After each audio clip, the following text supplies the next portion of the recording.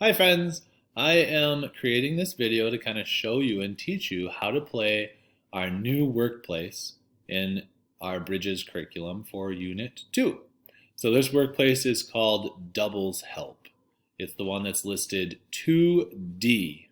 All right, so on Schoology, you're going to find this within your workplace folder, and it's at the very bottom. It says 2D Doubles Help Workplaces. All right, so I'm going to kind of read through the directions really quick, and then I'll kind of show you how to play. So it says you play, each of you have a spinner. That's already on the game board through the electronic version. So you have that spinner and you have the record sheet there for you on page 2 in this workplace. All right. So it says, number 1, players work together to complete the doubles facts in the bottom row on the record sheet. Number 2, for directions, it says players take turns spinning the second spinner. The player with the higher spinner goes first. So if you're playing a friend or a family member, you would spin that second spinner, whether it's the 3 or the 4, and whoever has the higher number goes first in the game. If you tie, then spin again, and whoever gets it then goes first. All right. The first player spins both spinners to make a multiplication fact, and I'll show you that in a little bit. Number 4, it says the player solves the multiplication fact and writes an equation for that fact in the column. Columns go up and down on the record sheet, and that shows the doubles fact that can be used to help solve it. So for example, if a player spins 3 times 7, they can write an equation for this fact in the 2 times 7 column, because you can use 2 times 7 plus another 7 to solve 3 times 7. So this is kind of bringing it back to when we have talked about using previous, past facts or facts that we know to help us solve a new fact. All right, and I'll show you kind of some examples as I play through the game in a little bit in the video. And then number 5, it says players then take turns until one player has written at least one equation in each of the columns. So my suggestion for this is that if you're playing with another player or against someone, do kind of like color code. Maybe you're green and they're blue, so that you know who's who as you're writing different equations down. If a player spins a fact for a second time, that's when they write the equation down in the lines at the bottom, and you'll see this within this picture here. It shows the 3 times 5 right here is written down below because I already did that equation up above. So if you do a similar equation, you just write it down below. You do not need to do it up here in the next box. I hope that makes sense. I'm going to erase that and go back and continue explaining the directions. All right. So then the next bullet for number 5, it says players can write more than one equation in each column by spinning different facts that could be solved using the same doubles fact for help. Writing more than one fact in each column does not improve a player's chances of winning. Remember, you only have to write one equation in each column to win the game.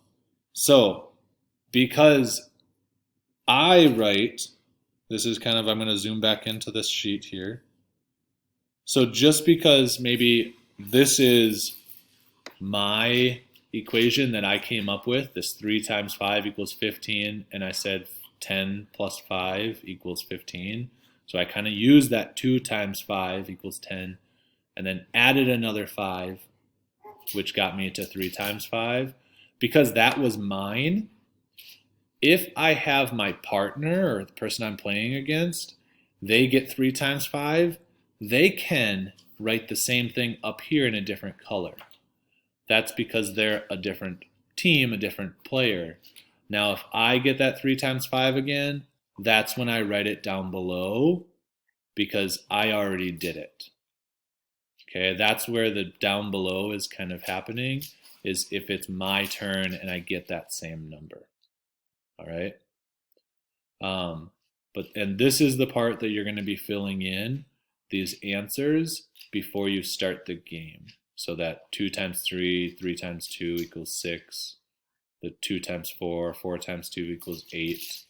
These answers here you'll fill in before you start the game so that it will help you as you make your way through the game.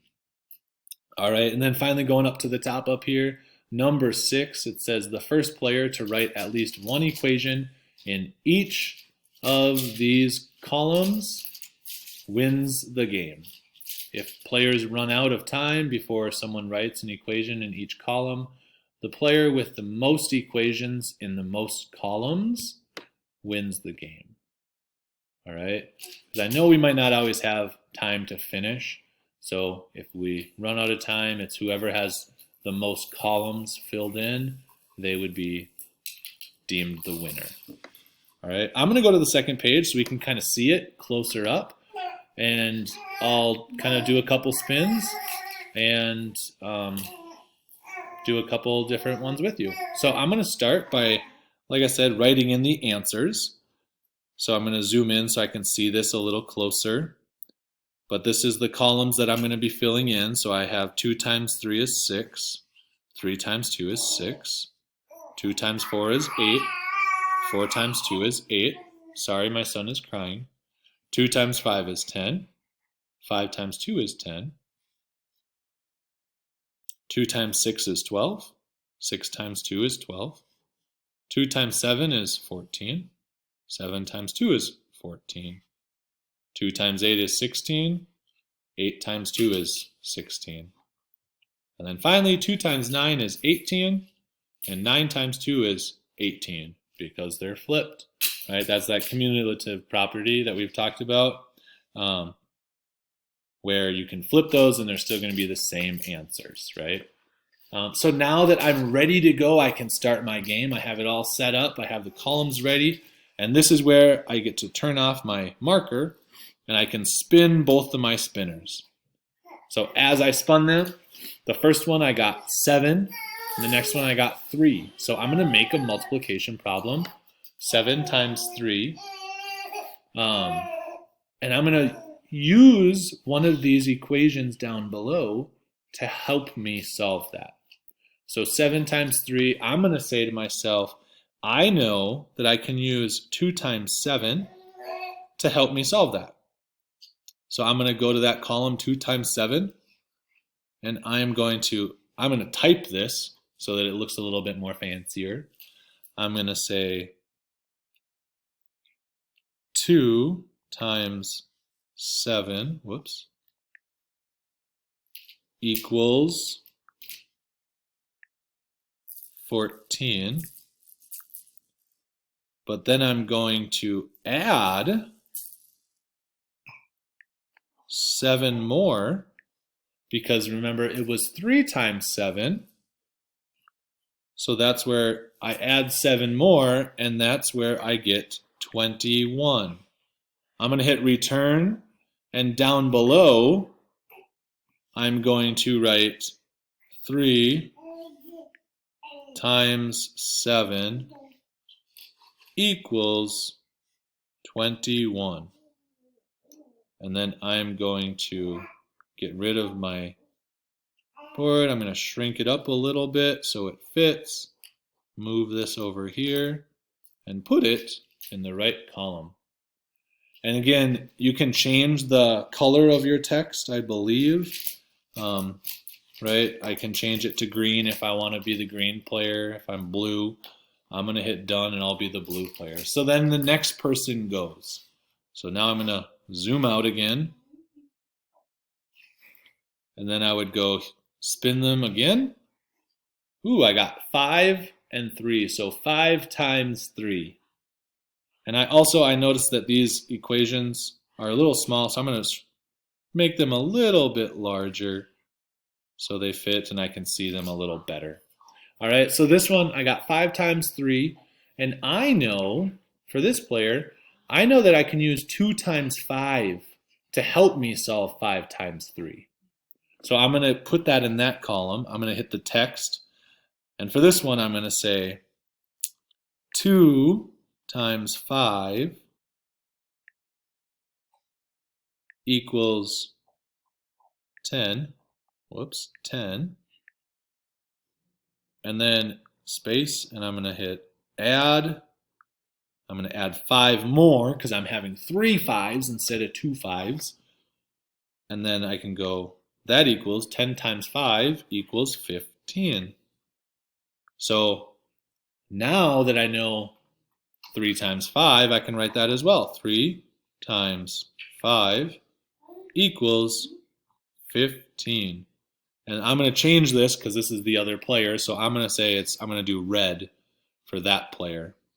I'm going to get rid of that. I'm going to shrink it up a little bit. And I'm going to put it in the column that it goes in. So now as I'm looking at this, I see that the red has this column done and the blue has this column done. Remember, to win this game, you have to try to get an equation in each one of these columns.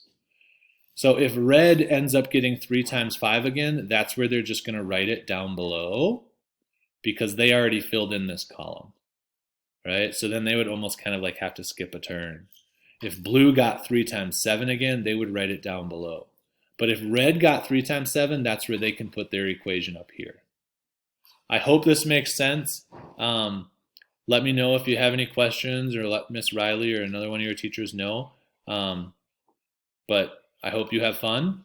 Find a person to play with, or if you want to play this on your own, you can. Just kind of try to fill one in for each column and see how long it takes. See how many of the same ones you get. You might get a couple that are the same as you go about it, but it's that good multiplication fact practice. Knowing facts that are doubles and how doubles can help you solve multiplication facts where you're knowing 3 times something and 4 times something, right? So another one that you could do, I'm going to actually, now that I think about this, there's another one that I could say is if I get, I'm going to spin this one more time so I actually get it. There, I got 4. So 5 times 4. I can say 5 times 2 helps me get 5 times 4. Because I'll type this one in for you, so I'm blue. I'm going to say if I know 2 times 5 equals 10, right? And I know another 2 times 5 would equal 10, that's going to help me understand that 4 times 5 is just double 2 times 5, right? So that's where if I know 2 times 5 is 10, I'm going to know that I can just double that to get 4 times 5 equals 20. So there's my answer for that one. I'm going to shrink it up. And I can put this on the 2 times 5 because the 2 times 5 helped me. So you can also double that if you get the 4s. All right? So I'm going to go. Let me know if you have questions. Enjoy playing this workplace. Try it out today or the next couple days here. Okay? Thank you. Have a great day. Bye-bye.